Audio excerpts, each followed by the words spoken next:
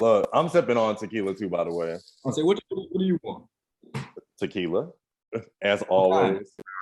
Huh? What kind? You on that Jose Cuervo? You really My tried me, huh? On the bad. Lord's Day, you really trying me. My bad.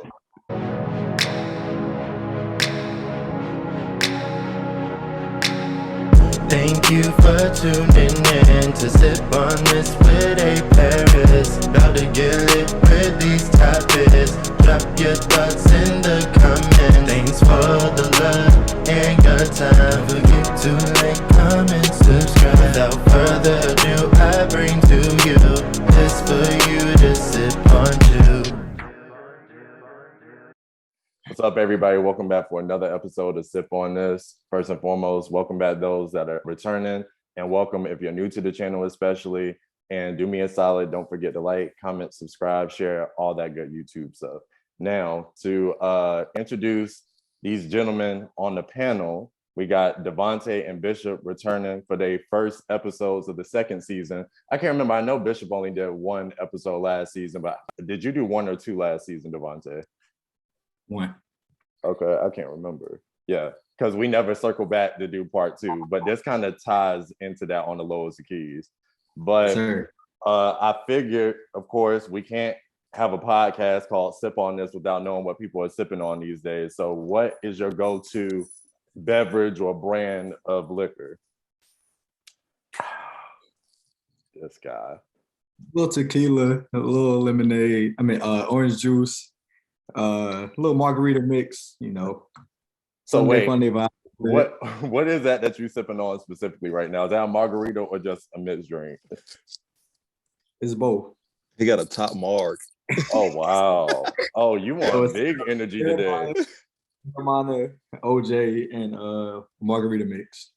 And we see Bishop on water because he on a little cleanse.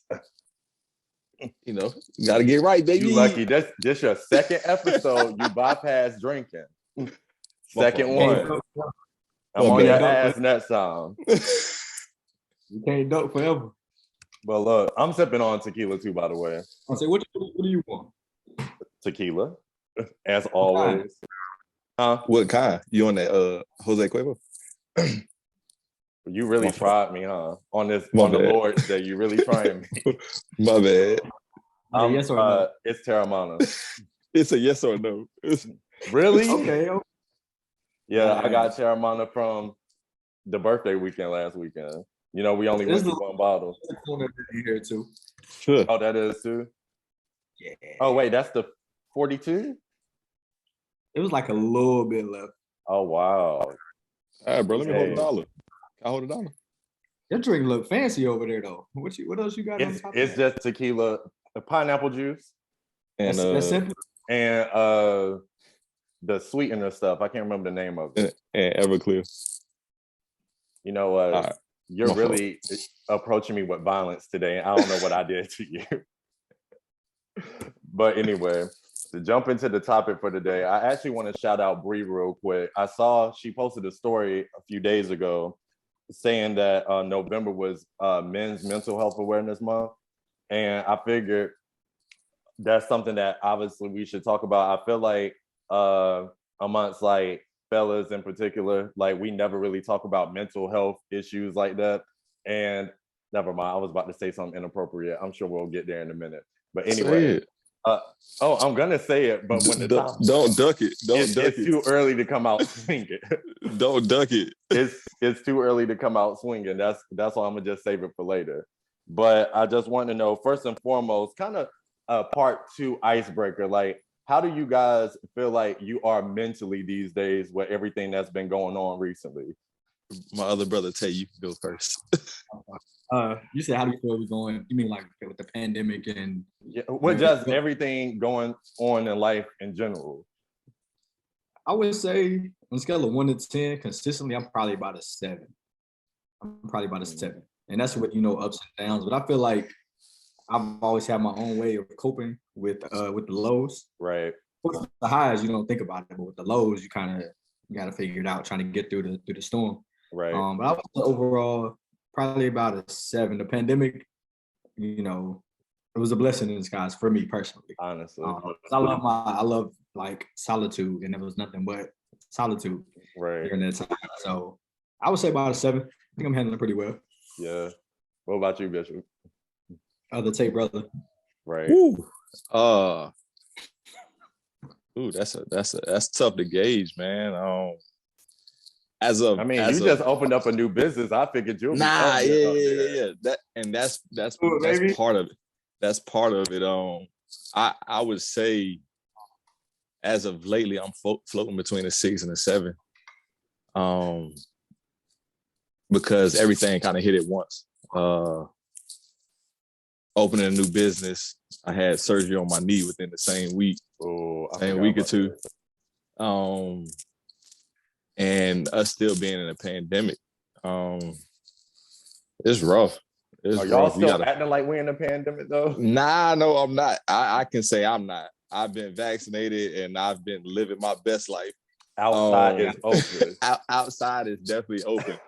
But what I can say is you have to be aware of the people around you who don't feel the same way.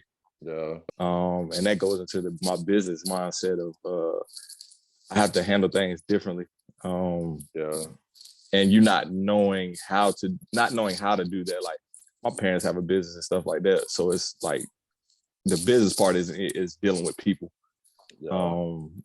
You never knowing what you're doing is going to affect the next person. Yeah. So handling that, like I said, I was hurt. So trying to just get everything back on the right track is rough right now because it's not, you can't move the same way as you was.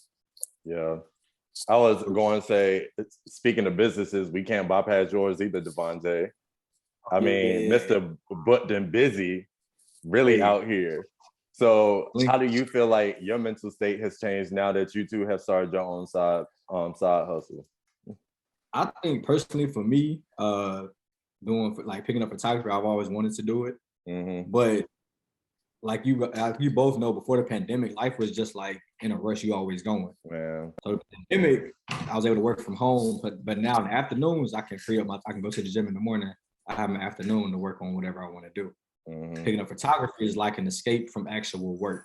Like, yeah, I can do on some things, but I can go out and have fun with it. Even shooting with both of y'all, like I'm able to have fun. It's not strictly business, Yeah. And I was missing that balance before. It was just working out, and then going out to the club. That was like, the club was like where I got my vibes at, or kickback. I'm able to let loose. With side business, I'm able to vibe with my clients, interact, learn stuff. And it's just like an escape from everyday corporate life where you have to, for a while, like you have to code switch. You can't, it's not your normal self. Right. So, yeah. Having a code switch take a toll on you after a while. You get tired of being fake. I put it down last year. I'm not gonna lie. I don't do it anymore. It's draining. I mean, honestly, you speaking big facts because that's for the birds. I definitely got a little like effort in my system after a while. I'm like, you know what? You just gonna have to take me as I am at this point. I'm tired of sugarcoating certain stuff. But facts. What about you? We can't bypass. I was about to say the same thing, man. You've been on the move. So you got to double back on how on 110 where you at, and then how podcasting and blogging. So has it helped?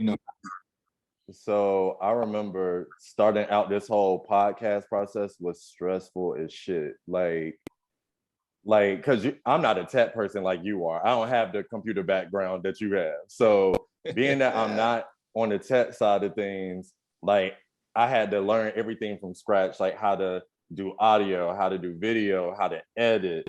And that shit is time consuming. I don't think people know the type of schedule I work on a day-to-day basis. So like I work like 9-hour days for the most part.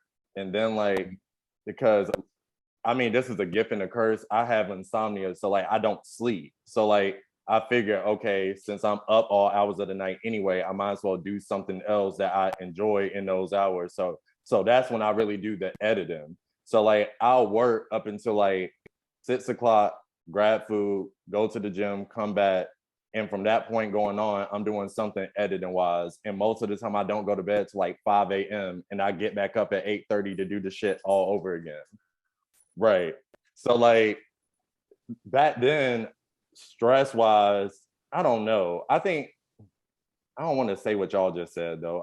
I will say back then I was more so at a 7, just because. Well, at times I was really at a 6 because that shit was heavy. Like all them hours and all that stuff, and then of course like it's a lot of pressure that I put on myself because I'm a perfectionist. So I'm like, if the slightest thing go wrong, I would be quit. Like I think last season I actually shot like at least 1 to 2 episodes where I put 4 hours of work into the episode and I scraped it. I didn't even post it because I'm like, nah, like if it's not hitting the way I want it to, it's trash. So like, but now this season, it's a lot more like free flowing. Like I'm not a rookie anymore to the editing, to the video and like all that stuff. So like, even though I just started doing the vlogs, like I've like just this week, I knocked out editing for the podcast episode one day. The very next day, I edited the vlog and I uploaded both within a day or two of each other. So like, I'm trying to figure out what the vlog situation though, how that's going to work out. Cause like I used to post vlogs on Fridays and you know, the podcast is on Thursdays. And I'm like, granted, I was able to finesse some stuff and post both within like a day or two of each other. And I'm like, I don't know if I'm gonna be able to hit that mark every single time. That's a goal. But again, I'm a perfectionist. So if I'm not just throwing anything out there just for the sake of putting out content. So it's like, if it don't hit, I'll just scrape it. If I gotta take a week off from one to focus on the other, I may have to do that. But I mean, at the end of the day now, I'm actually more so at an 8. I've been pretty lit. I'm not gonna lie. Like even with me getting no sleep and all that stuff, like it's fun at the end of the day. Like I don't look at it as work, you know? And even work has kind of like, granted, work's damn sure not perfect, never is perfect, but it's like now when we get to our holiday season in my field, work actually slows down. So like I'm not even like as exhausted throughout the day as I typically am or whatever. So like I said, I've been chilling. People don't take medicine during the holiday? Shut up. No, I'm okay. So like in pharmaceuticals or whatever, you got a cutoff period. Well, at least for us, since we do vaccines, like you have a period of time where you stop production because you got to recertify all the things we got in process to purify. Like what? So no vaccines during the holidays. Like I got what is like you are on 10 today. Really, you should be. You should have said 10. Y'all trying to let people die during the holidays. We're trying to see our peoples. I got a question for you. Okay. So like you said before, probably like a 6, and you said probably now you get yourself a 10. So do you think? No, I said 8. I said my bad. Should be on 10. Okay, my bad. So 6 to 8. So do you think this like came from the pressure you was putting on yourself in the beginning because it's something like totally new to you? Yeah. So do you think it was because some people in our day and time would have the pressure of how it's going to be received by social media? You know I got a follow up too. I got a follow up to that one. So go ahead and answer that. There was a pressure off of like, maybe I got just throw in your follow up so I can kill 2 birds with one stone. So yeah, I'm gonna tell you this. Y'all know I played basketball, you know, professional, whatever the case may be. What happens with a lot of people is the pressure that we put on ourselves is from what we see around us. Right. We see our friends, our family growing and doing big things. So it's like, yo, I want to do the same thing. So we put that pressure on us to succeed at the same pace that they're going. Right. Rather than us being our own path, you know, on our own time. Yeah. So that's why I want to know, like, where does that pressure come? Because at moments in my life, I have been like, yo, you know what? And it happens. It happens. We're human. Like, oh, he got this. Why can't I get the same thing? Yeah. But also at the same time, I had to realize I'm not them. My path is totally different. Right. So where does that pressure come from?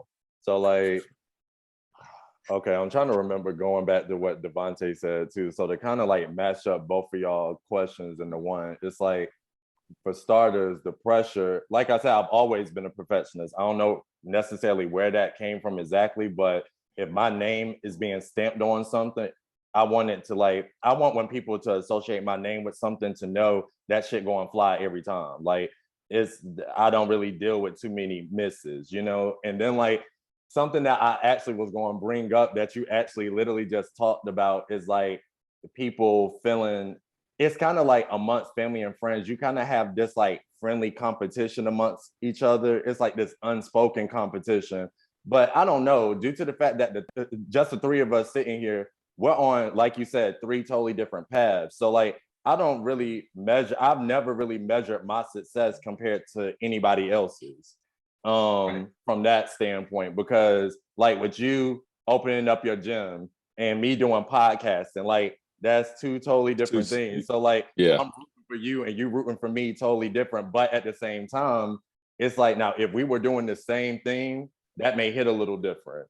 Yeah. I can say I haven't really, as far as I know till now, I don't really know any of us that's been aligned with doing the exact same thing that the man next to us is doing. But I can only imagine if you guys were, the parallels in there, it's like inevitable. Like you're gonna compare yourself to the next person, what it is that they're doing. And with the social media piece, that's another thing that I kind of had to get over, because y'all know I'm not really, like, I'm on social media, but I'm not active. Like I'm not out there like liking everybody's pictures, because honestly, if I don't like it, I don't like it. I'm not liking the picture. You know, I'm not hitting people up like that. He's a hater. You know what? I'm not doing this with you. You really on my ass today, bro. Are you good? My fault. No, right. Don't like this one.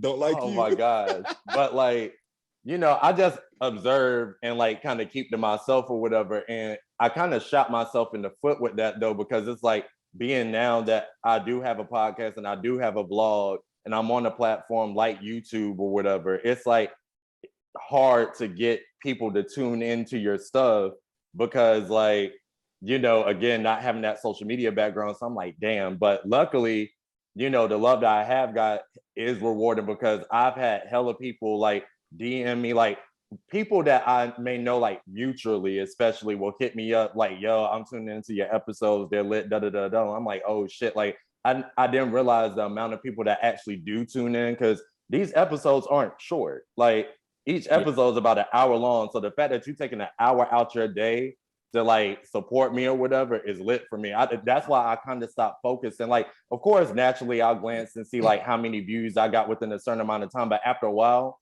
within the first couple of days, I don't even go back to that video necessarily. I'm on to the next one. So like I try not to like focus on certain things to where it can like impact me negatively. Because of course, like if you allow negative energy to come in, it's hard to shake that shit off.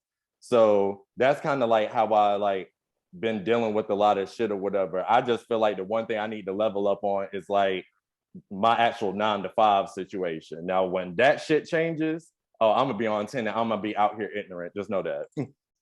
For something you was just saying, I was just telling one of my homies this other day, we were talking about how, and I'm pretty sure y'all seen it too. You see people on social media who started their businesses and they thrive off of the social media gratification that they get. I was telling him, I'm like, yo, if you the same power you give that stuff to make you, it can break you. Yeah. Like, that's your foundation. Say like Instagram, that the Instagram went down. If Instagram is what makes you, Instagram go away tomorrow, what do you have to stand on? Right. And that's why I know all three of us, I can say confidently, we have stuff on social media, but in real life we pushing it the same like way. We're living in real life. That's the thing. Yeah. Not just like, oh, let me log off of Instagram and be somebody else. Like, no. What you see on here is what you get, for better for worse. Exactly. I'm non-existent on Instagram, and that's terrible for my business.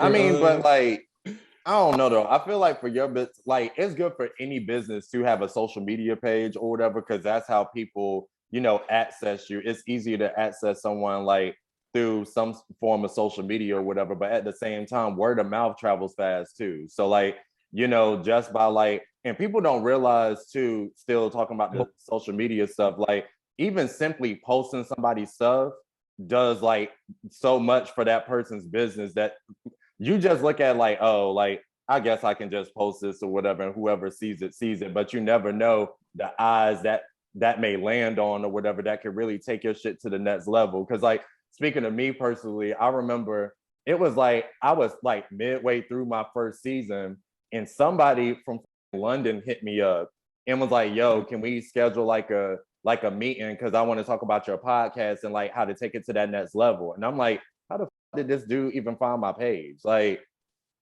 little me, like how the fuck did he do that? And I'm talking to this bro, dude. and stop putting little in front of anything you do, Hey, bro. Hey, that's facts. I feel like that's amongst Black people we do a lot too, though. Most definitely. Don't let nobody else do it to you. Hey, that part. Doing a good job of stopping that shit right where it's at. Hey, yes, sir. Facts. Look, if you want to speak on it, just don't. Right. So like when he hit me up, I'm talking to him or whatever, and everything he was saying made sense. But again, like some of that stuff, it's hard to be consistent with. Again, when you're someone that's not prominent like that on social media, it's so hard to like really start like having to post as often, all that stuff. That shit is a job within itself, truly. But if you're trying to like level up your business, you gotta do what you gotta do. Most definitely. Yeah, you're flying. Because hell, I take pictures and I'll be like, man, going back and forth between 2 pages and having Davonte shot it. Yo. Davonte shot it. Plug. But yeah, I'll be like, yo, I have hella pictures in my thing, but I'm like, okay, let me stay consistent. Let me keep posting. Cause I don't know about y'all, but like opinions didn't like make me, because this is what I want to do. And I remember talking to all of y'all about before I went public with it. And y'all was like, yeah, you know what I'm saying? Of course, as friends, you know it's genuine. Mm-hmm. But I wanted to do it, but dog, like you just said, the love that you get from like, because every time somebody repost your joint, they don't tag you. But just scroll through Instagram, somebody posted your joint, you like, oh, that's love, bro. There be people that I might have met through y'all. Mm-hmm. I done got so many followers. Like you said, it takes you 3-5 seconds to share your friend's stuff. Yeah. And then I done got business off of both of y'all. Like we share each other's stuff all the time. It could be the most simple post, like whatever. We gonna share it. We gonna show love. Right. We gonna push the joint. And like, I don't know. I think that's one thing I do love about our circle. And I know it helps with my mental health because I know it's genuine. Right. You know what I'm saying? Yeah. Probably was you get it or you hear like, oh, somebody they talking about your business over here. It's like, all right, don't even post my shit. Right. Yeah, facts. But to know it's all love, we book with each other and we do stuff with each other. Because I saw a post the other day and it was like, you don't have to support your friend just because they're your friend. Yeah. You know what I'm saying? Facts. You might somebody else that your friend might be okay, but you might want to book somebody else that might be a little better at what they do. Because if I don't like your shit, I don't like it. You know what I'm saying? That part. But you just not for me. But the fact that we book, we like, all right, but what you need on this? Cool. I'm gonna support your business. It shows that it's literally an investment in each other, not just for social media. It's like for the long term, you know what I'm saying? Yeah. You touched on something that I actually want to circle back to. I was going to make this a whole other topic, but we keep bringing it up, so I'm gonna just make it relevant for this conversation. So I was just wondering, so like, all of us are part of hella group chats, even within our own circle or whatever. So like one of the group chats I got, somebody brought up recently, they was like, yo, I'm seeing posts about, I think it was some trend going on. I think it was, for me, I saw it on TikTok actually, where like people was like, tell me something like the worst thing that a friend has ever done to you or whatever. And the stuff that people be talking about, I'm like, bruh, like, I'm looking at our group and I'm like, we've never been on this type of time. Like, where do y'all be finding these type of friends from or whatever? And then some people that I saw, they were talking about how like competitive they are with their friends and how like so many of them are jealous of each other that they secretly really behind closed doors really be hating on each other like that. So I was just curious to know, like, how would y'all feel if like, say like you and Bishop actually did the same thing or whatever, both of y'all, whether it's like photography or the gym situation or whatever. What if, or you know what, no, damn all that. Between the three of us, even with us doing 3 separate things, how would you feel if the next guy wasn't like reposting your stuff like that? Okay, Bishop. I'm gonna pick. Reason why I want to go first, because Davonte probably don't even remember this. One day in the gym, it's crazy because I would never feel no type of way about somebody else doing the same thing as me. Because one, I'm not into that whole hating on the next man for getting. I sat there in the gym one day after we worked out, and I was like, "Yo, Davonte, let's get into making fitness videos together." So the thing is, I'm trying to bring him on to the business. I'm trying to make money with my peoples. Right. Like if I can put you on and put you in a better position, let's do that. Mm-hmm. Like I'm not gonna hate. Like if we doing the same thing, I can learn from you. You can learn from me. Right. Something might work for you. Like it's a million people in Raleigh, right. in North Carolina, wherever we're at. There's so many people. So for me to hate on you, like, bro, I can go build my business somewhere else. I can go do this. I can go. Right. I can reach out to this person. Right. It don't have to be that. It don't have to be. And I hate when it gets to that point. Right. If anything's competitive with us because we've all been athletes in high school or college, whatever, it's competitive to the point where we're pushing each other to get better in what we're doing, not to hate on the next person. Like when I was in high school, we had, players on the team. We're competitive in practice, but when it's time to show up, when it's time to get in that game, we put that beside us. Right. Like we're together right now. Right. So we can be with each other like, yo, what you doing? What you want? Like, I'm doing this. But that's to push each other. Right. Not to hate on or tear the next man down. Right. What was you about to say, Davonte? I actually do remember that day too. I remember the day you mentioned it was like, oh, let's do it, bro.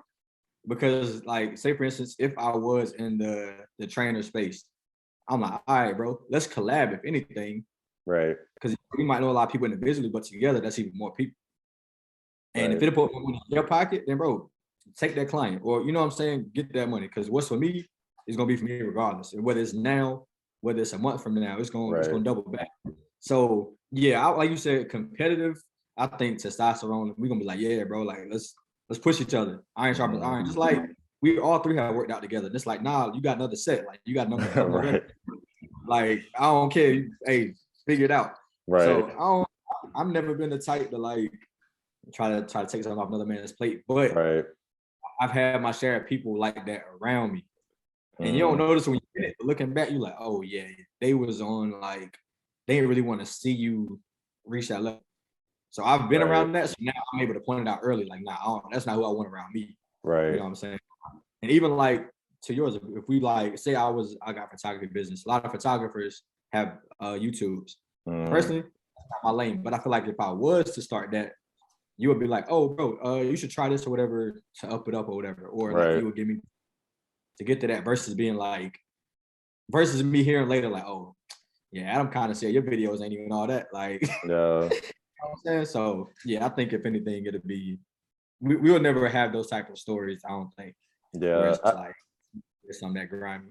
Yeah, to go off of what each of you just said, I was like, I'm sorry, I just can't relate to this. Like, I feel like, and y'all know how I am, like, I'm already picky with who the hell I associate with anyway. So like a lot of those growing pains that y'all each talking about going through, like potentially having to put people on ice that you can tell really aren't in your corner like they portray. Like, I honestly can't really say I can even, relate to that, because again, I'm so picky with who I already talked to. Like, the chances of that happening, I'm not going to say I've never lost friends, but friends that give me that sort of energy, I kind of like cut them off immediately anyway.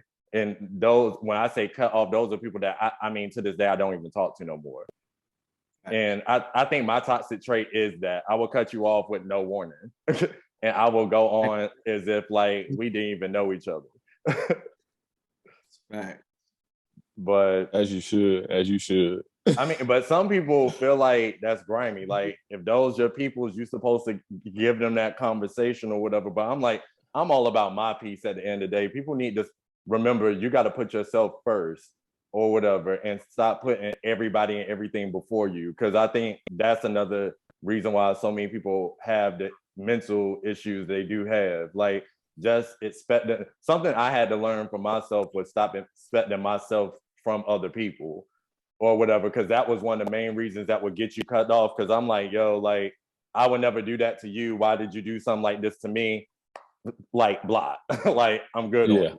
But that's one of my growing pains, if anything, that I had to learn over time. And that really just came with age, knowing how to deal with people accordingly. And to piggyback off what you said, knowing you, I wouldn't even say we'll take it as far as you went and had a conversation with them. If you close enough with somebody, I've seen you handle the situation like, all right, we at least have a conversation before we just, dead everything. Yeah. And that's the ones, like I said, closest to you. Like, we, as friend groups, we're not the same. Everybody in the group ain't the same. We don't think the same. So something that might offend you might not offend me, or I might not have known it offended you. Right. Like I said, for a person that's closest to you, you'll handle the situation as need be. Like it ain't gonna be no just. I don't want. We're saving. Yeah. Yeah, I don't want people to think you just gonna cut somebody off. Just nah. You not like you. If we that close and we've been rocking for years and we done been through some stuff together, like I'm not just gonna just cut you off. We're gonna have a conversation now. Depending on what we going through during this conversation is if you gonna be sitting there gonna be talking after this now. Yeah. Okay, so the dial back, I think it actually also depends on what the person did. If the person did like some truly grimy shit, I don't know if I can, like, that's up to me to decide ultimately. Like, do I think I can have a conversation with this person for the sake of moving forward? Because, like, if I make that conscious decision, like, nah, that cut kind of too deep for me. Like, I got to move forward. That's the type of shit to get you cut off. But again, but those are more so for individuals not in our circle, though. Because obviously, like, I mean, the fallouts that we tend to have in this circle, in my eyes, really don't even be that deep. That could just be me, again, like, just kind of being insensitive to shit too, which again is another toxic trait of mine that I admit to. Like, I don't know, that's something that even within my own like immediate family, I'm definitely the more like insensitive one, and it comes off unempathetic at times. And I be having to have more, well, as of recently, not really, but that was more so something pre-pandemic I was having to deal with constantly. Like, damn, why y'all so in y'all feelings, bro? Like, but yeah, that's just something, again, I had to learn with age too, I guess, over time. So that goes to, I know these are your questions, but I definitely have something I want to put out there. Yeah. Question is, like, where does this come from? Because if you see a lot of what you see on social media, it's people asking the question, are they, condemning men as far as in how they present their feelings and, their emotions and the lack thereof. Is it okay? Is it wrong? Nah. Why do we do it? Like, it's so many questions that you can piggyback off that. Like, me and Davonte the other day had a conversation about, we see all the time, like, millionaires talking about getting therapists. Yeah. But you know how we feel about it. Like, I don't necessarily think I need one, or would I go to one? Like, I'm in that area where I'm like, do I need one? Should I go to one? But also at the same time, knowing my family is like, nah, do I believe in a therapist? Like, it's all of that. So let's talk about it. I'm actually so happy you brought this up, because remember, right at the start of this conversation, I said there's some I want to jump into, but it's too early. I wanted to jump right into how a lot of Black people feel like therapy is not for them. I'm so happy you brought that up, because I know we've had sit-down conversations about why you feel like therapy may not necessarily be for you. But I feel like that just depends on, I don't think that's you necessarily knocking therapy. If it is, let me know. But I feel like it just depends on the person. If you personally feel like you have enough people that you could go to vent to about certain issues or whatever, and that like helps you, I don't believe in fixing something that's not broken either. But for me, I do feel like therapy is something, especially with someone like Shaniqua and Shayla being, so close to us or whatever. And like just my few conversations with them, I feel like therapy is something that I do want to get into, because I do kind of like, I feel like there are certain issues that if you talk about it with family members, I feel like they still can't necessarily get me to the root of certain issues. Just like with this insensitivity topic that I mentioned, that you asked me, like, where that comes from, I honestly can't necessarily tell you, because both of my parents are emotional with both of like all my siblings emotional with, then there's me. So I'm just like, I'm always on the outs like, why are y'all so damn emotional? Like, get out y'all feelings. And they looking at me like, no, you need feelings. Like, get into it. Like, what is wrong with, you're the outcast.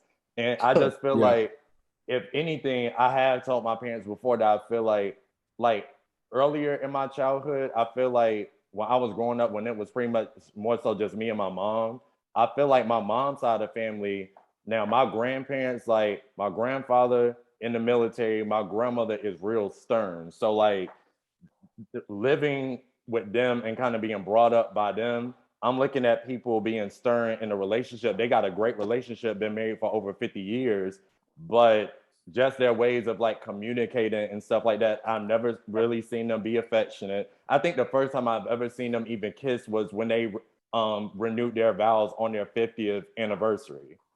So, So question. Yeah. Because I'm glad you said that, because I go through the same thing. Like the lack thereof emotional presence, where I haven't seen my parents kiss but a couple times in my whole life.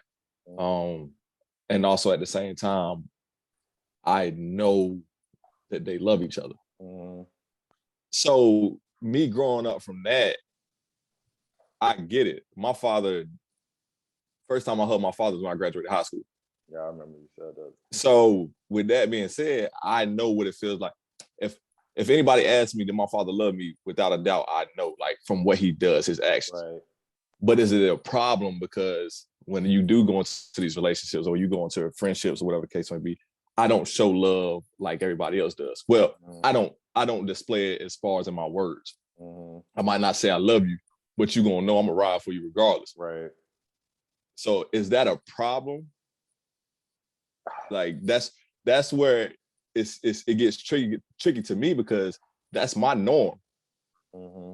Just because it's not somebody else's norm, does that make it a problem for me or a problem for you? So I was actually about to get into the fact that you need to learn people, like the people that you're dealing with, you need to learn their love language, because it's all about how they perceive love and how they would like to receive it. So like for me, I'm the same way. Like I don't really say I love you like that. Like and I'm a person too. I don't even like people touching me. I don't like touching others either.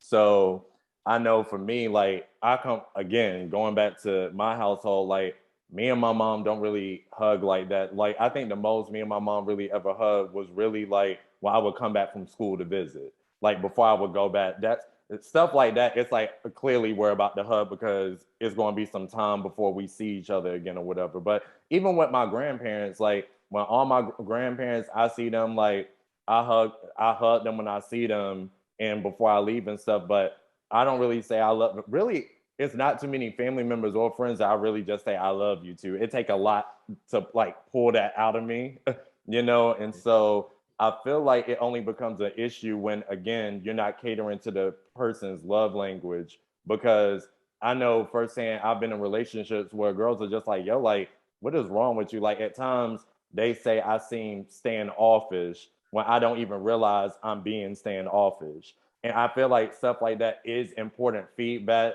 So you'll know kind of like what things to change, again, to cater to this person that you're trying to build something with. But at the same, and that's why I feel like I'm personally open to going to therapy, because I know it's probably some other stuff that I'm just overlooking that I think is normal, that isn't, that is like part of the root to my issues, if that makes sense.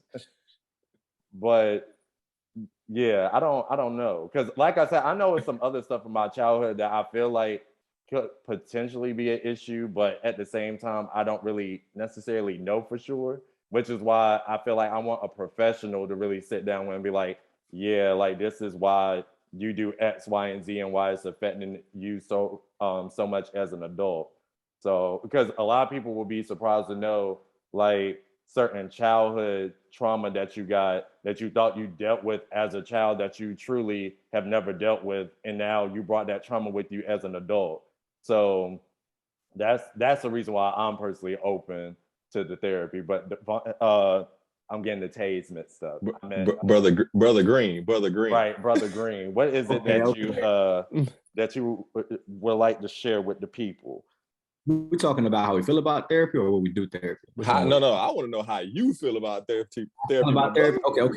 Okay. So therapy, me and Bishop are liking this. We've talked about this all the time. It's like my way of dealing with stuff, and I don't ask anybody's opinion on if it's healthy or not. Like my way of dealing with stuff is I'm gonna figure it out like I've always have. And I feel like, okay, I know when I'm in a bad mood, I know when I'm in a bad space. I'm very aware of that. And I want them in a good space. So my way of like dealing with stuff is, all right, go do something. Like I have my ways of dealing with stuff, whether it's going to do something, take my mind off of it, really thinking about it and assessing what it is. All right, cool. I know what the problem is. How do I want to fix that? Like I'm very aware of that. As far as what I do therapy, I was just talking with Sarita about this. She was like, would you do it? Like, how you feel about it? And I was like, it wouldn't be my first option. My first option, figure it out myself. Like, I'm gonna try to figure it out myself. Second option, talking to her, somebody that's close to me, somebody that I know. And it's like that person, whoever I speak with, it depends on what the situation is. It might be something I talk to Adam about, Bishop, my brother, my sister, my aunt. You know what I'm saying? It just depends. Somebody that I trust with their opinion. And then my third option, all right, cool. Maybe I need to talk to somebody unbiased. It hasn't gotten to that point yet, but it's like my third option if everything else was to not, you know what I'm saying, give me the results that I'm looking for. You know what I'm saying? Bishop, what are you burning up to say? I gotta play devil's advocate with everything. Do you think people are truly unbiased in their opinions? Not opinions, my fault, because it's their opinions. My fault. That was terrible. I know what you're getting at, but I was about to ask the same thing. I think everybody goes through something in life. I think a therapist, I would say this, I think therapy is more than just going to a professional. Yeah. I think there's different forms of therapy. So going back to what you said, I do not knock therapy at all. I'm a trainer. People come in the gym and release stress all the time. They talk to me, you know, not to say we get personal, anything like that, but there's different forms of therapy. I do believe that. What I would say is the question I ask all the time is, because as y'all know, I live in my household with a mental health clinician. So therapy is all the time. Like it's always this, that, the third. How we say it all the time, don't therapize me. Yes, don't therapize me. But with that being said, how can I go to somebody and think they're going to be unbiased in what they're telling me to do? Get it? They always say we're trying to guide you to do the right things, but also subconsciously, you might have had this same situation happen. So you might be having, I might be talking to you about my mom or my old lady or whatever the case may be, and you've had this same situation happen. Get it? You're not trying to guide me the wrong way, but it happens. It's human nature. We do it. We give our opinions and what we should do. We ask those questions off of stuff that we've probably been through before. Oh, I've been through this situation, so this, that, and third. Like I said, I know they're not supposed to do that. I live in a house with one, but it happens. We tend to base the knowledge we give off of the things that we know. Yeah. So how? Now go ahead. Yeah. No, I was about to say, how do I trust going to a professional over somebody that I know is probably that's upfront about what they've been through? My father. I go to my father like almost everything.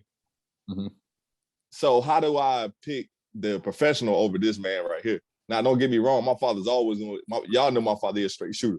Yeah. So, and he gonna give me more the bad than the good. Yeah. So, how do I determine which one, and why do I determine to go to this one over that one? So, I actually was looking at it on the flip side, where you're saying, you feel like there's still a subconscious within therapists where they're gonna basically teach you through their own personal experiences. But my flip side to that is part of the reason why I do want to go to them is because I feel like when people like love you to a certain level, that same subconscious is going to come through them. And perfect example of this. So I remember years ago, I think we touched on this a little bit just in casual conversations or whatever, but so I don't have a relationship with my biological father. And I got to a point in my life where I talked to my dad and I was like, yo, like, is it crazy that like, this was like, again, like years ago, like early 20s. I'm like, yo, like, Pops, do you think it's crazy if I want to like try to like find them to reach out because I got questions or whatever? And my dad's reaction was crazy. I was just like, why you hit me this type of energy? And we can talk about anything else, but I'm bringing this to you and you're triggered. So then like, I was like, you know what? Don't worry about it. But then he came back to me and was like, okay, I overreacted. Like I overreacted because of X, Y, and Z. And I'm just like, okay, but see, now whether he realized it or not, I'm like, bro, you're really coming off as the victim, and I'm the victim here. Like, they're trying to compare our situations. My dad has a relationship with his dad. They didn't grow up in the same household, but they're like, they talk all the time, all that stuff. I'm like, you can't compare my situation to yours. I've never had a conversation with mine. I don't know where the nigga is. So you get what I'm saying? And I'm like, and then that's another thing growing up. Like, I didn't even realize until I got older. I was like, yo, no wonder I got hit with a lot of questions that I got growing up, because I look hella different than the rest of my peoples out here. So Yeah. I'm like, bruh, like, I was like, so this, like, I experienced so many things that my family, even if I go to them, they just simply, but I guess at the same time, going back to what you're saying though, they haven't necessarily been through exactly what I'm going through. Just like my mom, I can't talk to my mom about certain things pertaining to my biological father, because my mom grew up with her two parents. My dad was not raised by both of his parents within the household, but he has a good relationship with both. So I'm like, I'm talking to a brick wall. I'm talking to this wall at the end of the day. I need an unbiased opinion to tell me how to do going forward. So question, this issue. Yeah. So my question is, what if that therapist has went through the same thing, or don't, like, what if they grew up with both of their parents? I don't understand. I think my mom won't wrap around the fact that you don't understand. Yeah. So how can you coach me? How can you guide me into certain things if you don't see it? Or if you do see it, this is how you've handled it, or you've dealt with people who've handled it this way. That doesn't mean it's gonna work for me. Yeah. I think so. My thing is there a right way? Yeah. There we go. We go. It's like, in my opinion, with therapists, like, yeah, you went to school, and I respect anyone, you know, you got your degree, you got the schooling for it. And there's some people who do need that. But me, at the end of the day, I think I sleep better personally if I come to a conclusion and I go off of that, because it falls on me. I thought about, okay, I'm gonna go about it this way, versus somebody telling me, oh, you go about it this way, and then that shit don't work. I'm gonna be like, look, I could have done this shit myself. Like I'm saying, facts. I think that's how I look at it. Like I said, and some people may need that guidance, and there's nothing wrong with that, because we all have 1,000 voices in our head. You should do this, you should do that. Yeah. Decision making, you know what I'm saying? It's thousands of reasons, like Bishop said, why you might want to talk to someone else. Yeah. And I know who has worked has done wonders for. So it works as a profession, you know what I'm saying? Yeah. Reason firefighting is a profession, you know what I'm saying? Like, shit works. Yeah. So but I know we're in it, and I'm glad our generation is talking about it more and normalizing it, because, you know, I don't know about y'all, they be like, oh, he crazy, something wrong with him, you know what I'm saying?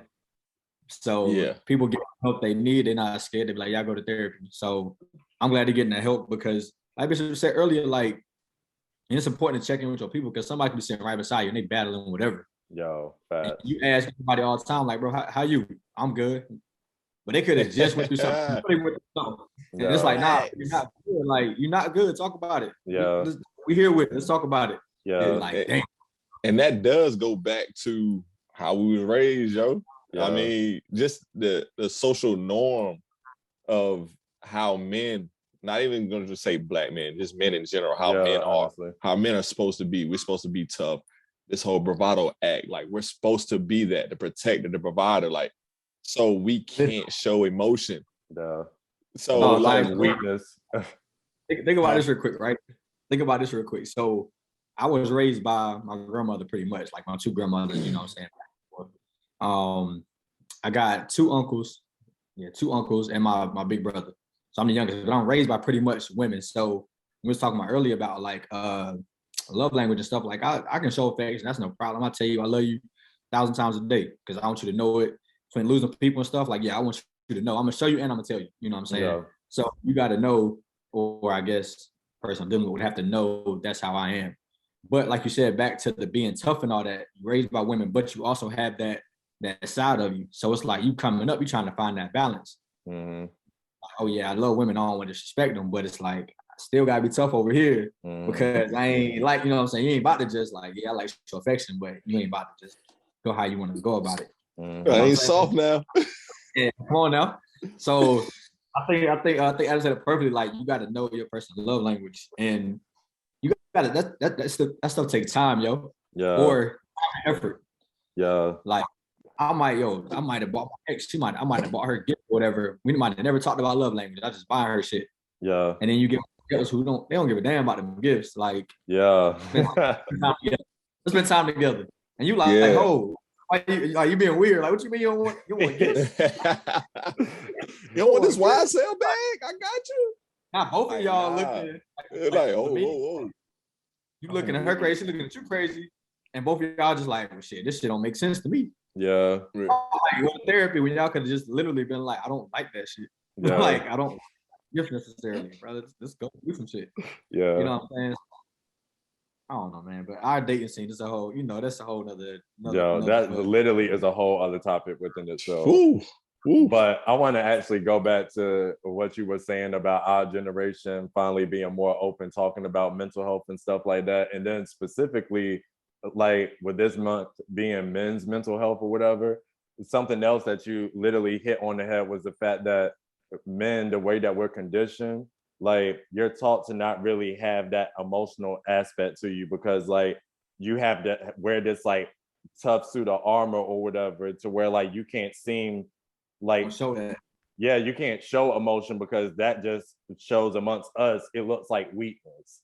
Although some of the men that I know that are sensitive as hell, like honestly, my dad is sensitive as shit. That doesn't mean he cries and stuff like that. Just like he's a that's always in his emotions about certain stuff. But he's also you're not going to try because he's definitely for all bullshit if necessary. But for me, it's funny too that you said growing up with women because the same thing here, like I have mostly aunts. I don't really, and like the uncles I got are all out of state. So like outside of my pops, and you guys met a few of my cousins, really that's it. Like as far as like people that I can see on a day-to-day basis or whatever. So it's like growing up, of course, like you touch on it again where you was like trying to find that balance of like, okay, like I gotta show affection, but not too much because I can't look too weak. So I think that's something else that, like you said, majority, not just Black men, men in general have to find a balance between because you don't want to seem too soft and not soft enough. So I think that's kind of the reason why in relationships, that's a balance I've yet to figure out, evidently. That's what's being communicated to me. We also go ahead, B. I was about to say we also need help, man. We need help from our women, our mothers, our sisters. You know, the women we live with, we in the house with every day. It can't be the moment I show vulnerability is where you take advantage of it. Yeah. Like I can't be this way with you, and a month later we get into it, and you're throwing it right back in my face. Oh well, you was this type of way. Yeah. Then you're never going to get that out of me again. Yeah. Then you're asking, why am I being this way? Why am I being so rough, so tough? Why don't you show emotion? Because you held it over my head when it was that time. Not saying 2 weeks ago you fucked it up. Yeah. Now. Yeah. So don't get me wrong, not saying all women do this, but I'm saying we do need help from, like I said, and it's not just the ones we're in the house with. It's our mothers, our sisters, anybody that we're close with and stuff like that. Like just help us along the way. Just like we need to help y'all do certain things. Y'all need to help us in the same, the same time. Yeah. Because when you can confide in that woman, like that's good for your mental health. When you know it's a safe space. Yeah. Like we rocking. Like I know you take it to the grave, or what's in the house is in the house. Yeah. Whether it's a girl, whether it's a female friend in a circle. Yeah. Like cool. Because if you tell me something in confidence, I ain't about to go tell the guys like, oh, she was over here. You know what I'm saying? Like, you gotta be that. If somebody come to you like and they trust you with vulnerable information, you gotta do the right thing with it. You know what I'm saying? Vice versa.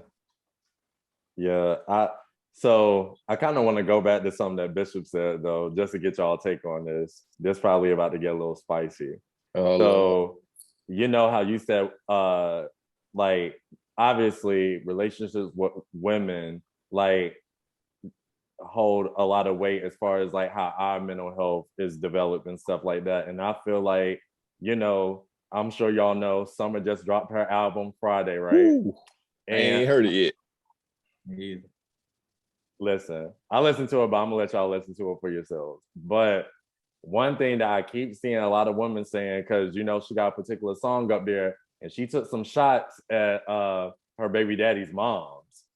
Like the first line of the record, she went for her neck, right?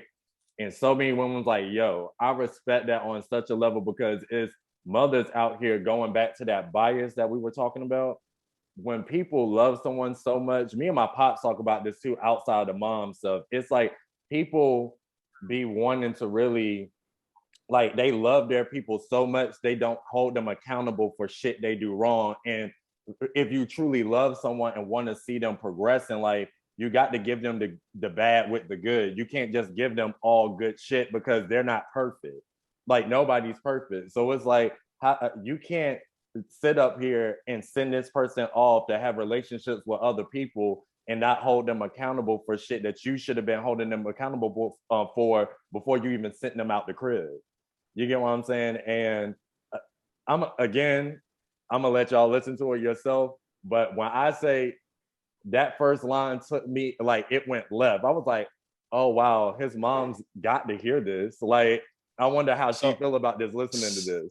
Is she blaming the moms for his actions, or what is she saying? So give me the line. The first two lines went some along the lines of this.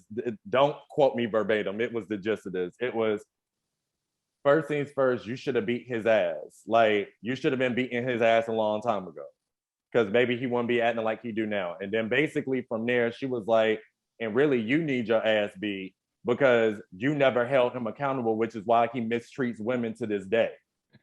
She was like, literally, I'm baby mama. Like, the song is called Baby Mama Number 4.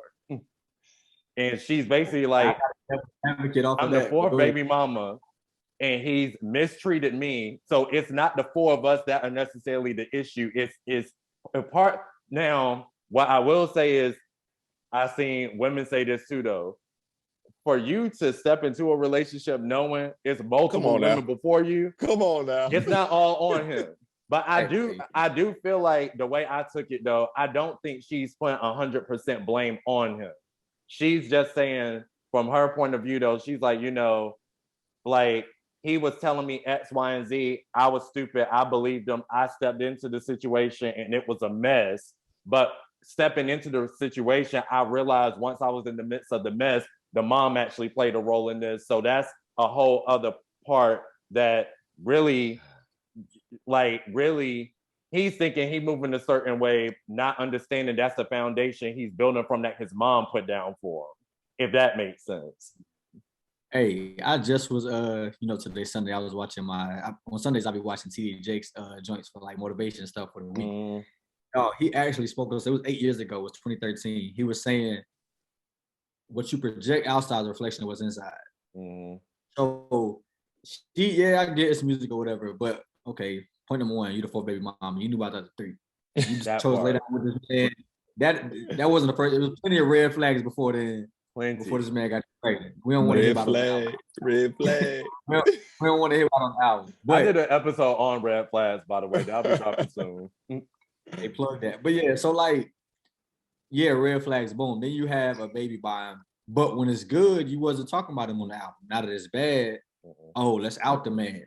But have you, and this is not for me to say or not, have y'all talked about his mental health? Is it trauma he going through? Was she beating his ass as a kid and now he hate women off of that? Like, she ain't helping the situation. You ain't but y'all know what's crazy? Before y'all continue, so I heard this rumor and I looked into it, and it's true. He still produced and co-wrote majority of the tracks.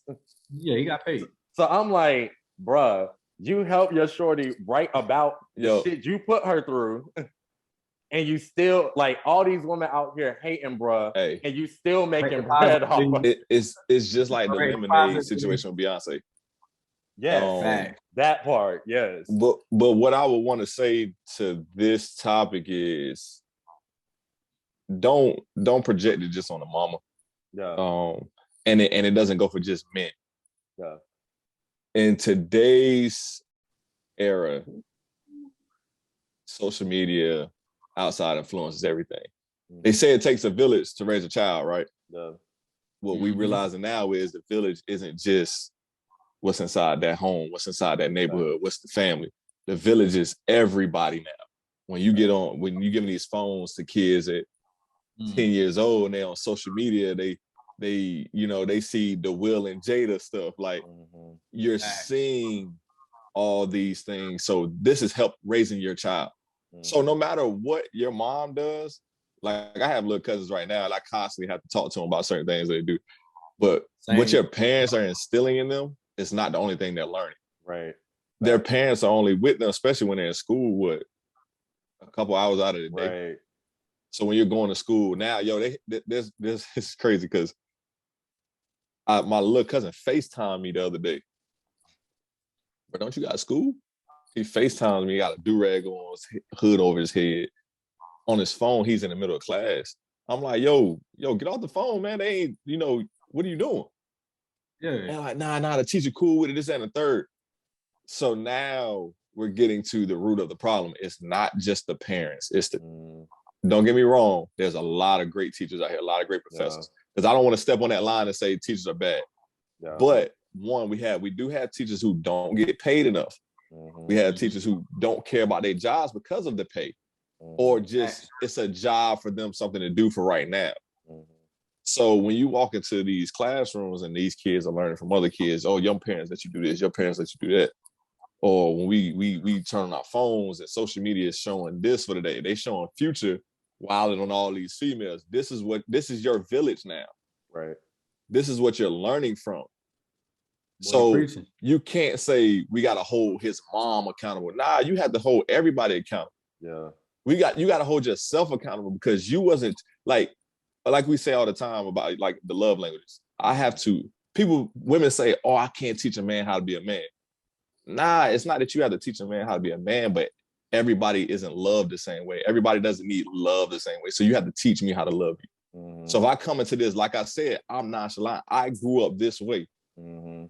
So I'm not initially going to love you the way you want to be loved. You have to teach me how to love you. Yeah. If not, goes back to what Davonte said. If I'm out here buying you gifts, I'm buying you bags, this, earrings, this, that, and the third. You got red bottoms on, but you don't like gifts. Then you're going to say, oh, he's not a man. He's not treating me right. He's not loving me. Yeah, you have to teach me how to love you. Just like as for men, we have to teach women how to love us. Like you say all the time, Adam, I don't like to touchy feely. I need my space sometimes. All right, look, babe, this is what we're going to do this right here. Plan this out right here. We're going to be together this time. But during this time, I need to be separate from right. Yeah. Right. And that's where it goes. Over there, I sit over here. We together.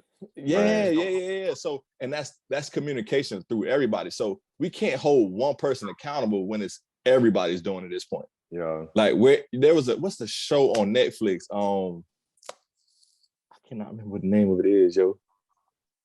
Social. It's about social media. It's basically.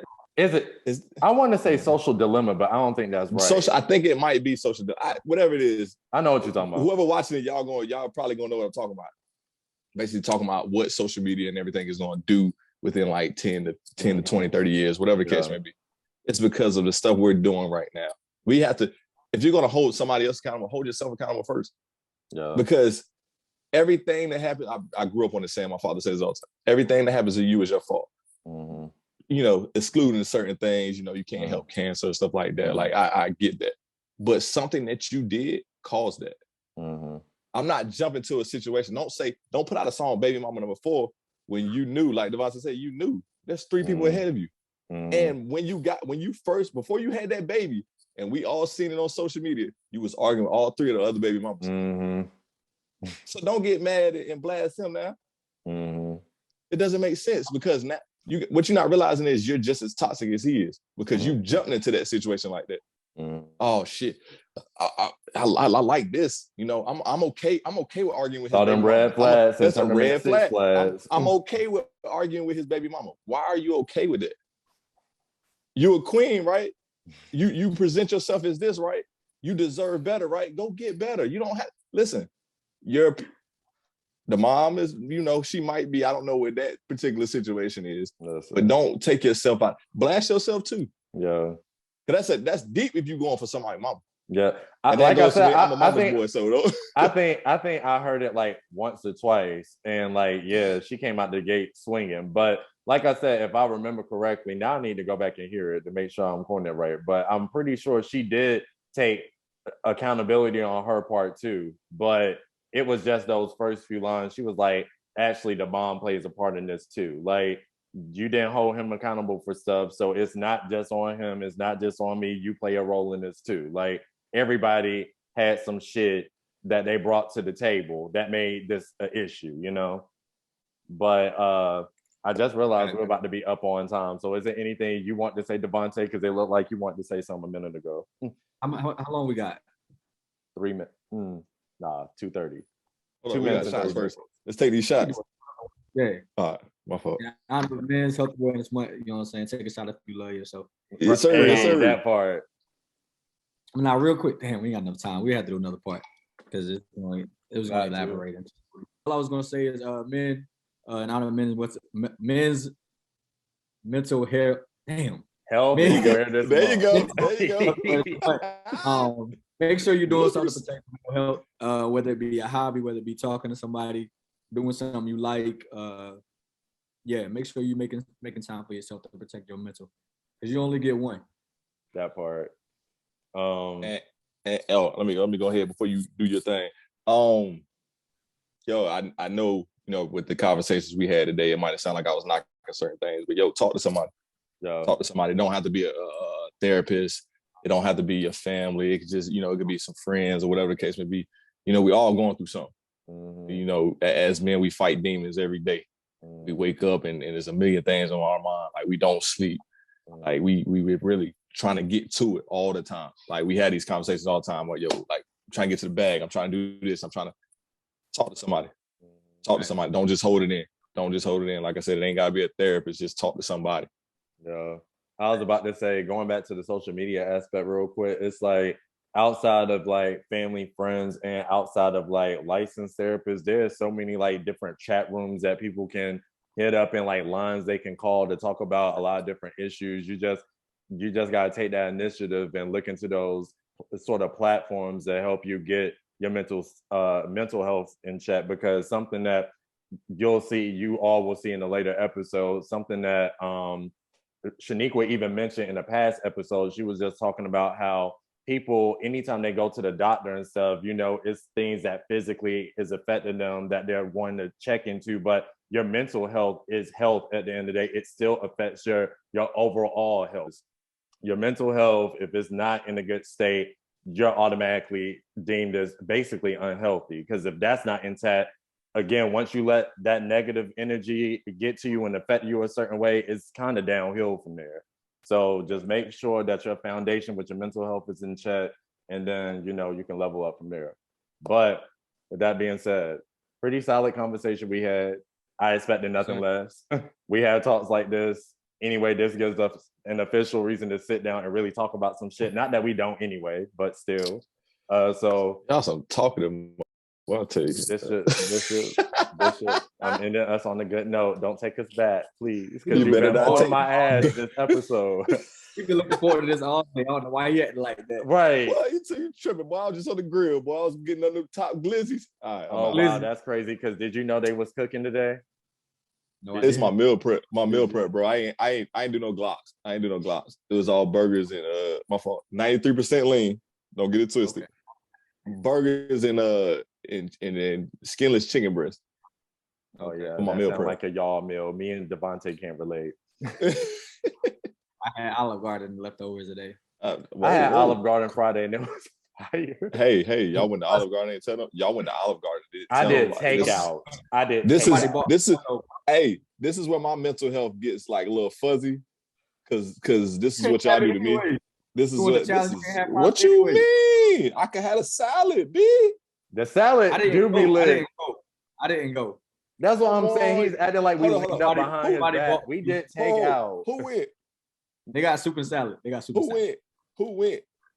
We did take out, bro. He went yesterday. I went Friday. I'm on your ass. You're really making this about you. What Big Reed at? Big Reed. I'm not. She said she's gonna leave her alone. Don't worry. I'm on her ass. Anyway, we're about to be off your ass, okay? So, with that being said, I don't even want to say thank you again, because you were out your welcome at this point. What you mean? Davonte, thank you for taking the time out. I'm almost lit. I ain't gonna lie. I'm a little. Me too, yo. I'm at the bottom too. You still got a whole gallon left. Ain't nobody trying to hear that. Ain't nobody trying to hear that.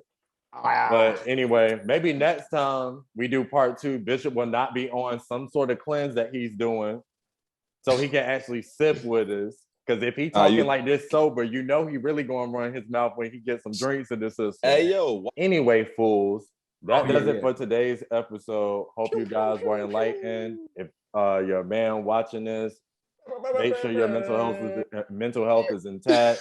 And until next time, deuces. Like, comment, subscribe, and all that. All that. Yes, sir. Davonte shot it, baby. Hey. Wet health and wellness. I'll believe. Sip on this.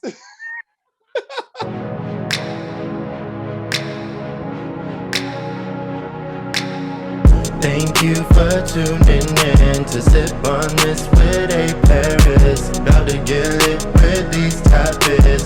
Drop your thoughts in the comments. Thanks for the love and your time. Don't forget to like, comment, subscribe. Without further ado, I bring to you this for you to sip on.